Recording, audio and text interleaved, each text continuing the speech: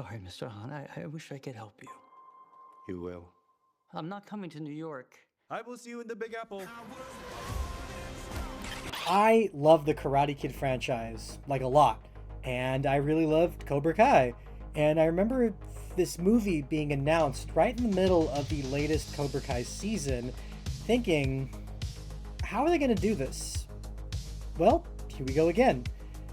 So how was the Karate Kid Legends? Well, let's get into it. The movie officially brings the original Karate Kid movies with Jackie Chan's Kung Fu Kid, not Karate Kid, but called the Karate Kid reboot, into the same universe.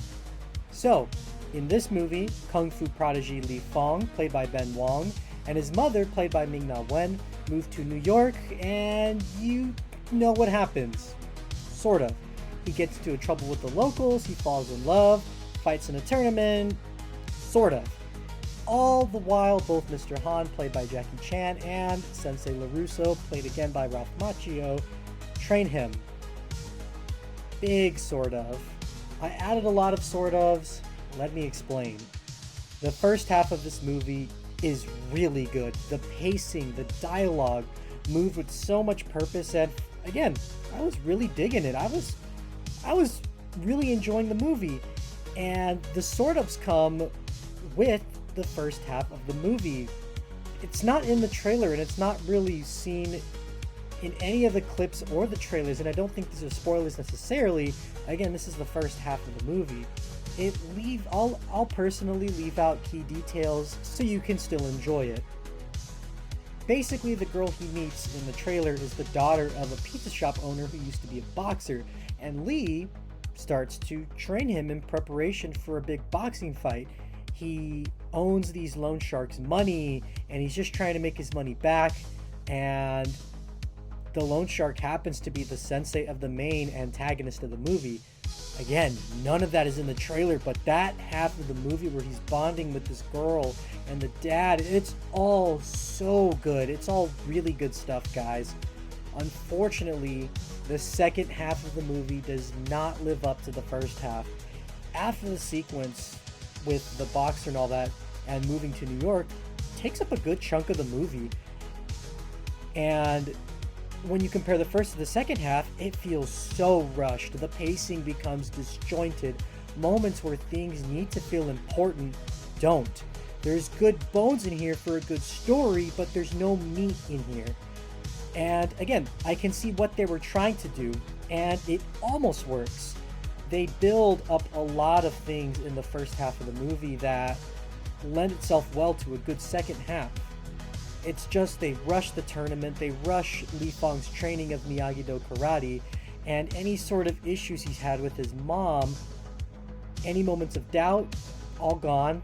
No pre-tournament jitters. There's no second half. There's no like second in between that second and third act. You know, when the characters have like almost like a point where they're beaten down, but then they kind of come back. There's kind of none of that, and it just rolls into the finale without really giving us any sort of breath. And another thing to mention is, again, the first half of this movie really sets up the antagonist Connor Day, played by Aramis Knight, I think pretty dang good. But after that 30 minutes he's in the movie, he just disappears. His entire dojo, anything related to that, is kind of gone. And they don't tie in the fact that that he trains at this dojo that the dad owns money to. And again, you could have done a lot with that. And again, it set up everything in the beginning pretty well. This is a movie where we run into the opposite problem of a lot of movies that overstay their welcome. Here, it needed at least 20 or 30 minutes more of character development here, because it's sorely needed. Again, let's, in contrast, look at the previous movies or even the previous entries in the franchise. Johnny Lawrence felt like a presence in the original Karate Kid movies. Hell, even in the Jackie Chan remake, this little menace was in Dre's face 24/7. And again, when we look at Connor, he shows up, dips until the very end of the movie. And to go with the theme that this movie is rushed. It's short. It's like an hour and 34 minutes or something, and that's just, again, very interesting because the first half of the movie is presented very slow, very methodical, and the second half is just, let's just get this thing going. All in all, guys, I'm happy that we got more Karate Kid after Cobra Kai ended.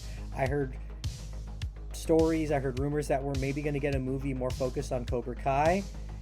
I think after seeing this movie, I say they could do it. They just really need to work on setting up that third act. That second to third act is very important. And I can see this franchise still working with this world they set up. But here in this movie, there's a lot of glaring issues that really keep this movie from being great. Thank you all for watching. What is your favorite moment in the entire running franchise? I'm always going to love the finale of Cobra Kai, or even the emotional scene where Jackie Chan is Jackie Chan's reboot is sad and he's talking about his wife. There's so many good moments in this entire franchise, guys. Which one's your favorite? Comment down below, let me know, and please don't forget to like and subscribe. It helps me out a lot. Thank you guys for watching, and I'll see you in the next one. Remember what you're fighting for.